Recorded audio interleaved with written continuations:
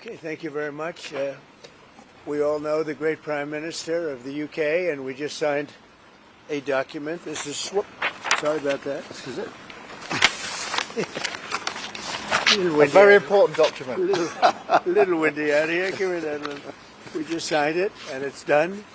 And so we have our trade agreement with the European Union, and it's a fair deal for both. Going to produce a lot of jobs, a lot of income, and we have many other ones coming. But you see, the level of enthusiasm is very good. But the relationship that we have is fantastic. So I just want to congratulate you. But Donald, thank you very much. This now implements on car tariffs and aerospace, our really important agreement. And so this is a very good day for both of our countries, a real sign of strength. So thank you again, Donald. A really important day for both of us. Great people, great people. Not much. Nope. Not much. This is implementing. G7 leaders have called for de-escalation of Israel and Iran, but you are the key to unlocking that. That's right. And here I am. And here you are. Yeah. So Kananaskis, have you spoken to Prime Minister Netanyahu? When might you speak to him? I've spoken to everybody. What will you say? I'm in constant touch. And as I've been saying, I think a deal will be signed, or something will happen, but a deal will be signed. And I think Iran is foolish not to sign one. Mr. President, Iran is accusing Netanyahu of attacking them to deliberately derail your nuclear plan that you had. What do you say to that? Do you think that's No. And Look, Iran should have signed the deal. if it would help bring Iran to the negotiating table, would you guarantee that the U.S. would not get involved militarily? Well, I think Iran basically is at the negotiating table. They want to make a deal. And as soon as I leave here, we're going to be doing something.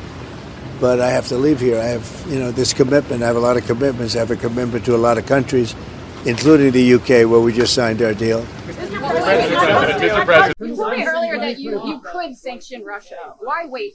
Why wait to sanction them? Because I'm waiting to see whether or not a deal is signed. Can you guarantee the UK won't be subject And don't to any forget, sanctions cost us a lot of money. When I sanction a country, that costs the U.S. a lot of money, a tremendous amount of money. It's not just let's sign a document. You're talking about billions and billions of dollars. Sanctions are not that easy. It's not just a one-way street. And just quickly, do you think that Israel can...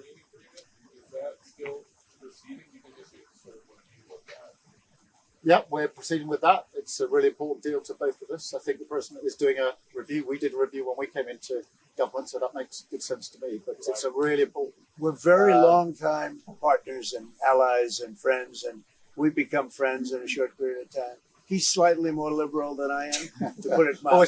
Slightly on the left. But for some reason we get along. We make it work. Mr. President, did you just say from Ukraine giving Russia. away of arming Israel? There's quite a few British voters who worry you side more with the Russians over the Ukraine war. Can you reassure the people that is not the I case? just, what I side on? Saving lives.